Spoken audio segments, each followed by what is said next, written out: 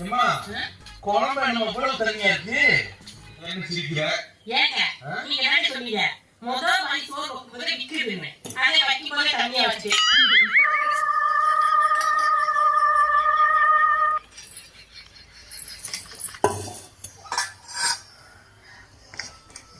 அடே பேயில போவா அம்மா இத தின்னணும்னா கூட ஒரு சொம்பு தண்ணி எடுத்து சொல்லியா இந்த பாருங்க தண்ணியை குடிச்சு வைக்கிறீங்கன்னா சோத்தை பிடிக்கிறீங்க சோத்தை தண்ணியை குடிக்க கூடாது தண்ணி குடிக்கணும்னா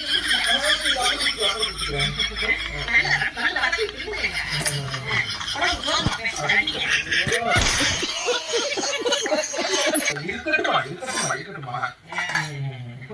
இந்த